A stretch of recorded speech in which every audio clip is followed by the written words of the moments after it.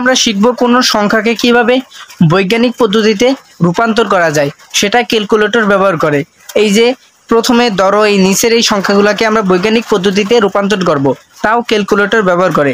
এর জন্য আমাদের প্রথমেই এই যে এখানে মোড অপশনটা দেখতে পাচ্ছ, এই যে মোডে আমার 5 বার ক্লিক করতে হবে। কয়বার? 5 বার। এই যে 1 বার, 2 বার, 3 বার, 4 বার, 5 বার। 5 বার ক্লিক করার পরে যে এসসিআই মানে কি? সায়েন্টিফিক বোঝায়। এর নিচে 2 আছে, তাই আমার 2 এ ক্লিক করতে হবে। কত? এই যে 2 এ ক্লিক করার পর আমার এই যে এরকম একটা অপশন আসবে 0 থেকে 9। এখন তুমি 0ও চাপতে পারো, 9ও চাপতে পারো। 0 থেকে 9 এর মধ্যে যে কোনো একটা সংখ্যা তুমি চেপে দিতে পারো। ধরো আমি এই যে 4 চাপলাম, তাহলে আমার এরকম একটা ইন্টারফেস শো হবে। তারপরে আমি কি করব, এখানে যে সংখ্যাটাকে আমার বৈজ্ঞানিক পদ্ধতিতে নিতে বলবে তা আমি এখানে লিখব। তারপরে এই ইকুয়াল চাপ দেবো। এই যে ইকুয়াল চাপ দিব, তাহলেই আমার কাজ শেষ। তারা অটোমেটিক্যালি করে দেবে। বিশ্বাস হচ্ছে না? তাহলে তোমাদের আমি একটি করে দেখাচ্ছি।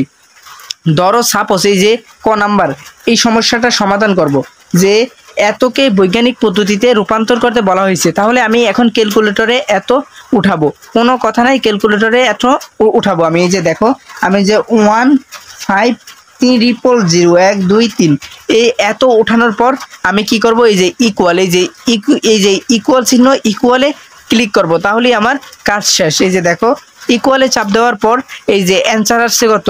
1.500 10 টু দি পাওয়ার এই যে 04। এখন 10 এর উপরে এই যে 0 আছে না, 0টা দেওয়ার দরকার নাই, ঠিক আছে? শুধু 10 টু দি পাওয়ার 4 হিসাব করলেই হয়ে যাবে। আমি এই যে একটা দেখিয়ে দিচ্ছি, আশা করি তোমরা এই যে গ নাম্বারটা বাড়ির কাছে থাকবে, আর খ নাম্বারটা আমি তোমাদের দেখিয়ে দিচ্ছি, ঠিক আছে? খ নাম্বারটা আমি তোমাদের দেখিয়ে দিচ্ছি, যা দেওয়া আছে সেটাই তুমি এখন লিখবা। ওই যে সায়েন্টিফিকতে আছে যা দেওয়া আছে এটাই তুমি এখন লিখবা। এই যে 0.0000512 লেখার পর ইকুয়াল, এই যে লেখার পর এই যে ইকুয়ালে প্রেস করতে হবে। ইকুয়ালে প্রেস করলেই তোমার এই যে বৈজ্ঞানিকে দেওয়া আছে। এখন 10-এর উপর মাইনাস চলে আসছে, এই 0টা লেখার দরকার নেই, -4। এখন এই যে গ নাম্বারটা তোমাদের বাড়ির কাছে, আশা করি আমি কমেন্ট বক্সে এটার অ্যান্সার আশা করি, ঠিক আছে?